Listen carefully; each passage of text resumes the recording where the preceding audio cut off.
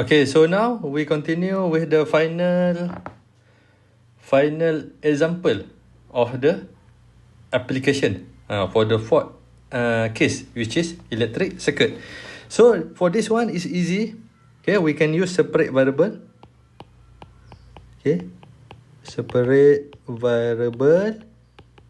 Okay, which mean that you have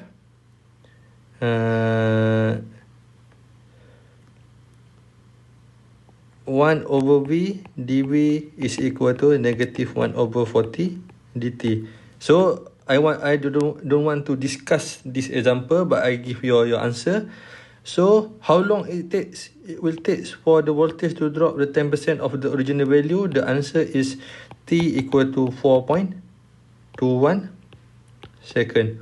So you can try this question later. Okay, easy one, simple one. Okay, same with the previous answer. Okay, so I want to discuss example B. Okay, example B. Okay, so example B, in a simple electric circuit, the current 8 amperes after t second is given by the differential equation. Okay, differential equation, dA over dt plus 2 over 3a equal to x, given that a equal to 0 when t equal to 0. Okay, express A in terms of T, hence find the limiting current. Okay.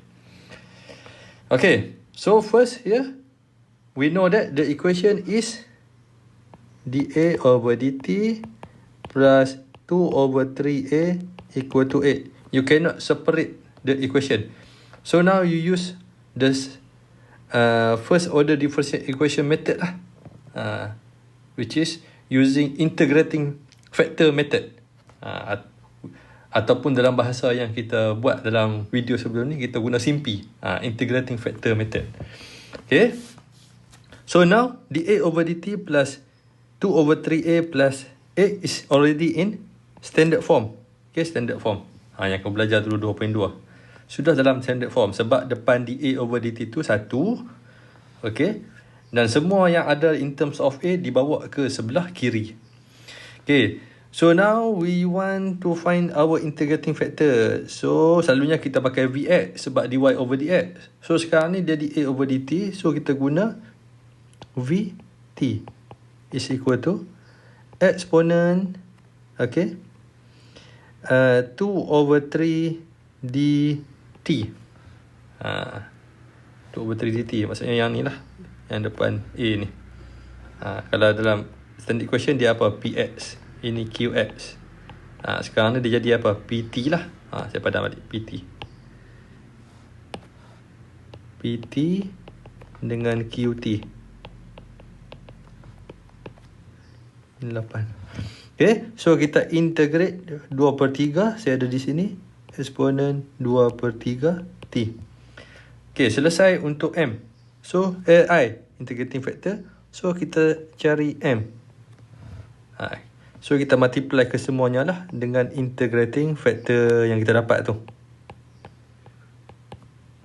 2 over 3A eksponen 2/3 T 8 eksponen 2/3 T. Okay, so kita akan ambil yang seterusnya, iaitu product rule. Okay, product rule iaitu D over dt. Kita akan ambil yang mana? Yang integrating factor ni. Okay, eksponen 2/3 T darab dengan A. Okay, A sama dengan 8 eksponen 2/3 T. Kita ikut balik formula yang masa kita buat SIMPI hari tu. Okay, so selesai untuk P, product rule, and then yang terakhir is integrate both side. So kita akan integrate D over dt here 3T times A. Here kita akan integrate 8 eksponen 2/3 T dt.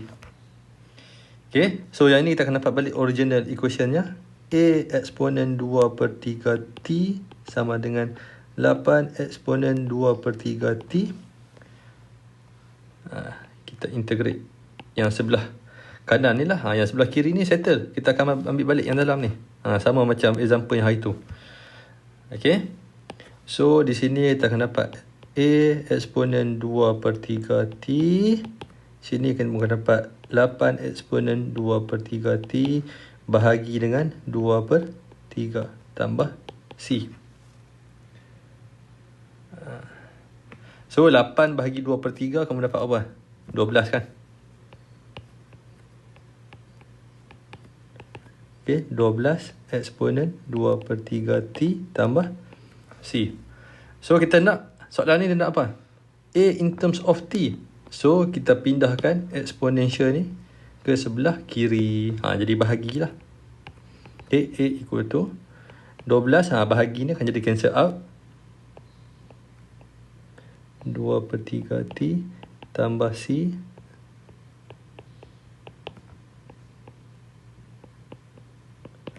Okay, so A is equal to 12 plus C exponential negative 2/3 T. Okay, so kita dapat sudah A in term of T. Okay, yang belum dapat adalah nilai C. So dia bagi apa? Yang pertama tu, given that A equal to 0 when T equal to 0. So when A equal to 0, T equal to 0, kita gantikan 0, 12 plus C exponent negative 2/3, 0. Okay. So yang belakang ni akan sama dengan 1. So C sama dengan negatif 12. Okay. So kita punya persamaan kita adalah A equal to 12 minus 12 exponent negative 2/3 T. Okay. Boleh sampai situ. So dia minta apa yang seterusnya? Hence find the limiting current. Limiting current. Okay. Limiting current. Limiting current ni maksudnya when T approaching infinity. Okay, T approaching infinity. Maksudnya T tu besar nilai dia. Limiting current. Walaupun T tu dia banyak mana pun, current tu tetap banyak tu saja. Okay. So exponential negative 2/3 T is approaching 0. Sebab apa dia approaching 0 kat sini? Sebab graf exponential yang negatif bentuknya seperti ini. Jadi bila T tu besar, T tu sampai infinity, maksudnya graf exponential ni dia akan mendekati nilai kosong. Dia akan dekat dengan kosong ni, 4cx ni. Okay. So A is equal to 12 minus 12 times 0. So our limiting current is A equal to 12 amperes. Kita punya limiting current. Okay. Okay, boleh? So kita komen sikit lah. Our limiting current is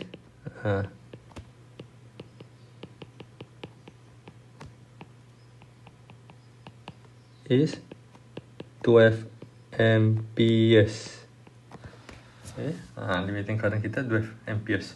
Okay, so untuk B, calculate the difference in the current flowing in the circuit from the 7 second to the 12 second. Okay, jadi kita nak cari current pada, kita dah ada tadi persamaan kita apa? A sama dengan 12 tolak 12.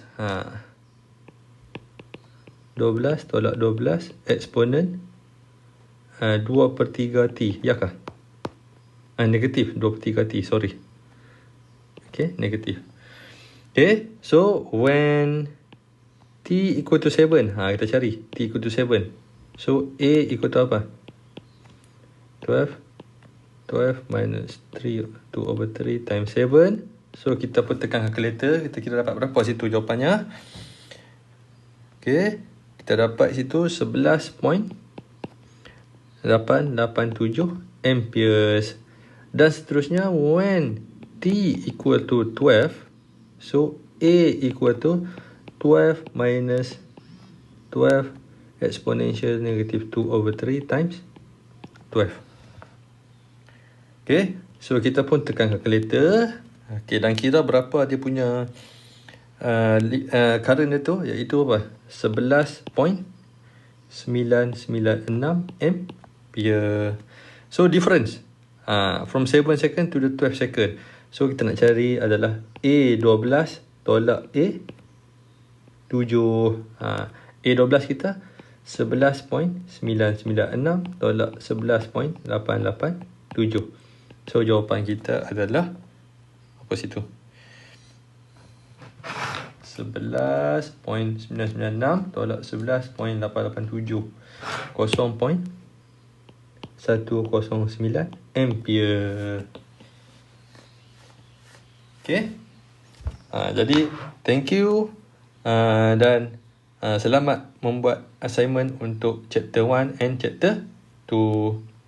Okay.